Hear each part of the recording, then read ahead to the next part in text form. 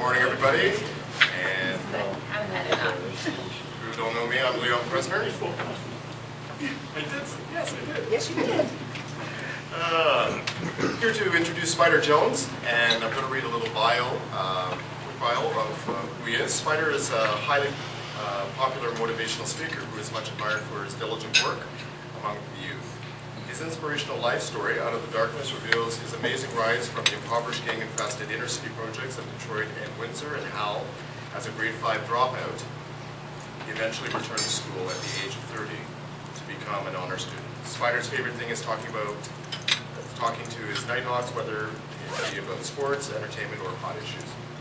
Over the past 20 years, Spider has interviewed such notables as Muhammad Ali, Mark Wahlberg, Jesse Jackson, LL Cool J, Ron Howard, Scott Grimes, Doug Gilmore, Cito Gaston, Oscar De La Hoya, Roy Jones, Christopherson, James Brown, Guy Lafleur, Carlos Delgado, Jim Brown, and countless others.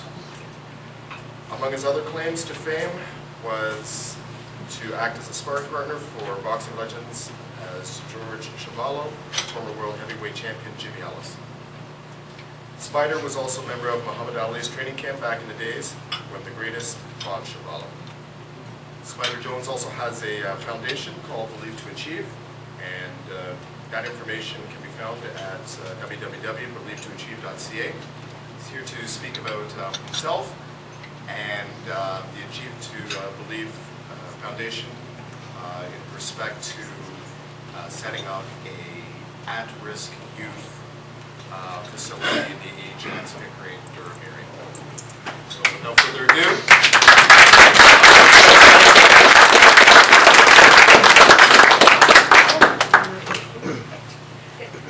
good luck. Tough crowd, guys. It's a tough crowd. From the inner city. First of all, I was a little offended when I first walked in because Leon, being a police officer, he recognized me right away. And then I went like this here. Hey, Spider, how you doing? He didn't recognize me then. Hey, my real name, by the way, isn't Spider. That's my nickname. But wherever I go, and generally when I want to speak about young people. A lot of what I do is with young people, inspiring them to stay in school and get an education, because education is the great liberator. It doesn't matter where you come from, it's where you're going. But to drum this into someone's head that is being bombarded 24/7 by media, commercialism, and all these other things is a very difficult thing. Now I know I've only got about, 10 or 15 minutes? No. About 20 minutes, 15, 20 minutes, because first of all, you put the son of a Baptist minister on a podium, especially a black Baptist minister. They are long-winded. They love to talk, man. My father could preach a sermon till the cows came home. But, thanks for the invitation. I really look forward to this because I actually spoke at the Rotary's. They had an event, I believe it was about a year ago, at Hart Place, and they had Rotary members from all over Ontario, and we had a wonderful time. And your club does some wonderful things. You got to be very proud of it. I'm a member of another club. Shall I give the name of it? Sure. Yes. There's my fellow member there. She's here. And by the way, she is a pit bull. She is the heart and soul of the Lions Club, Durham region. She does so much, and I'm delighted to be a member of that. Are we allowed to join other clubs? Or Anyway, let me tell you a bit about myself, and then I want to tell you what I'm doing, and I'm very proud to be doing. I believe, and it happened about 1993, when I was going coast to coast on the Fan 590. I became the first member of the Fan, even before Bob McCowan. He's making all the money, of course. But I began going coast to coast. You know, it's funny how it happened because a guy named Stormin' Norman. Anybody ever hear of Stormin' Norman? Yeah. Well, Storm and Norman was going coast to coast on a WIC network. And that was part of, the Fan 590 was one of their stations. And, you know, he loved the Toronto Maple Leafs. And that's all he talked about. So now, people are listening in Calgary and Winnipeg then had the Winnipeg Jets. They don't want to hear all about Wendell Clark or Ty Domi. They have their own players in their own cities. So a couple of the larger sponsors got together and they fired him. So I got a call in the next day from Nelson Millman, who was the station manager, and he asked me if I wanted to do the all-night show, which meant from 12 to 5 o'clock. So that's 5 hours when most people are sleeping. But if there's a position in radio that is popular outside of the drive-in and drive-home, it's the all-night man, because you can say what you want and get away with it. and so I loved it. And you know who my producer was back then? A young man. And you know who he is when I'll bring his name up in a second. This kid came to us straight out of college. He graduated from Humber, and he couldn't buy a job in the industry. He was bright, he was articulate, and he had so much more knowledge in sports than I did. Like, I knew about boxing, hockey, I knew some NBA, but I was very short in the NFL and other things. And they wouldn't hire him because his hair was long, he had a ring here, he had a ring here, he had rings here. I mean, his face was all blinged out. Nobody did hire him, but I hired him because I had a chance to talk with him a couple times, and I thought, this guy is intelligent. He could really make me look good. That's what producers do. What you hear on the radio and you see on television, you don't see the people behind them that make them what they are. This young man was helping me. And anyway, his name is George Strombolopoulos. And I'm glad to say he was one of my proteges. I have more. Another guy by the name of Jeff Merrick, Elliot Friedman. All these kids are working well now for Hockey Night in Canada. But being in radio became my dream. It was a dream that I had from the time I was 10 years old. Even then I knew what I wanted. At 10 years old I knew what I wanted to be. I wanted to be a radio broadcaster. One afternoon my cousin Sonny,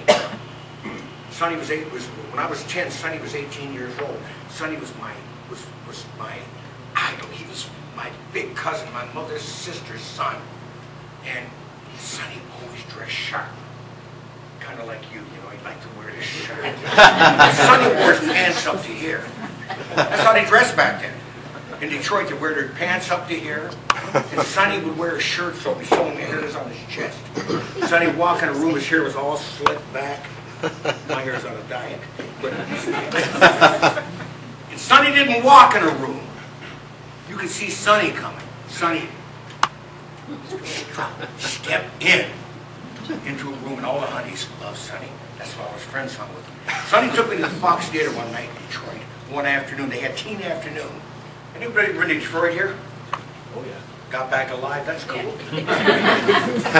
Well, you know in Detroit, the Fox Theater's an icon. It's like the Apollo. So one afternoon, Sonny takes me and 5 or 6 of his crew to the Fox Theater. Now, I didn't know this crew was a gang. I didn't know anything about that. I was 10 years old. All I knew was these dudes all dressed sharp, had a pocket full of money, latest style clothes. I didn't understand what they were doing, but I know one thing. We were 4 rows in from the stage. That happened, I found out years later, was because they would make deals back then. You've got an event going on. You got Detroit. You remember Detroit in the 60s?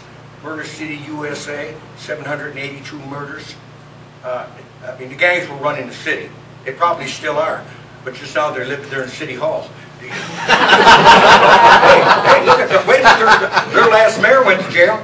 I mean, he's in trouble. Martha Reeves, they're all in trouble up there. I mean, they make Toronto look like a Sunday school.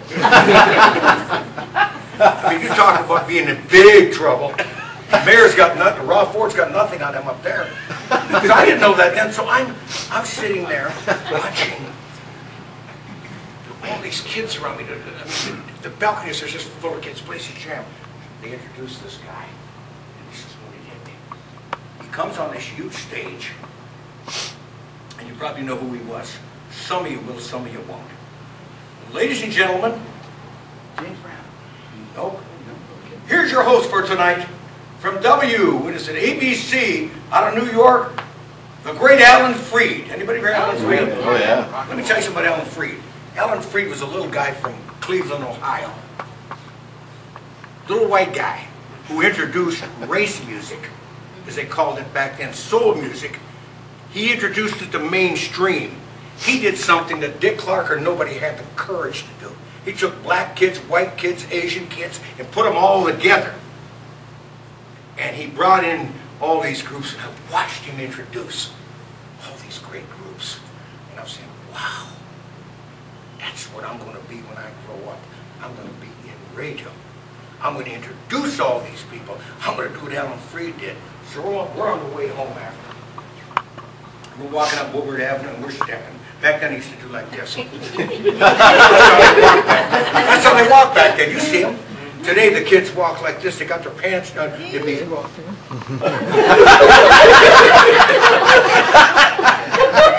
see them?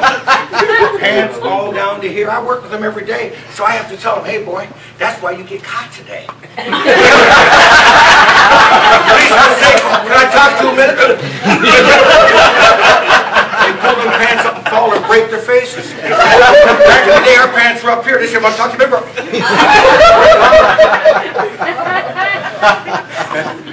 But, so I knew that. So here's the point. 10 years old, I knew what I wanted. It was in my heart. It was there. It was seared in. How old do you think I was when I got my first gig in radio? Anybody want to take a guess? Don't say nothing. You know. Anybody want to take a guess? 16. So you got faith in me. I like that. How old do you think I was? 40. Right on the money. 40 years old. It took me 30 years to get there. I work with kids today who have the same problem I had back then. They have no game plan. They have no encouragement. They don't know how to get there. They need people to show them how to get there. Kids I work with today, at Jane and Finch and through that corridor, I have a drop-in center called the Spider's Web Drop-In Center. It's on Chalk Farms. It's in the middle of low-income housing. I have about 50 to 60 kids that come into my center every night now. And these kids are from 8 to 15. It's crime prevention with us now. We still work with adult criminals or young men, but we want to get these kids before the streets get them, before they're seduced by gang members. See, it's a different world down there. And I think people have to be educated to say, oh, these kids are just bad kids. No, no kid's born bad. They evolve through association or through being seduced. Every kid wants the same thing, whether they're from Rosedale, Post Road, or if they're from wherever they're from, low-income area. They all see the same things on television. And what commercialism does is it tells these kids, this is what you got to wear to be cool. This is how you got to act to be cool. This is what we're up against.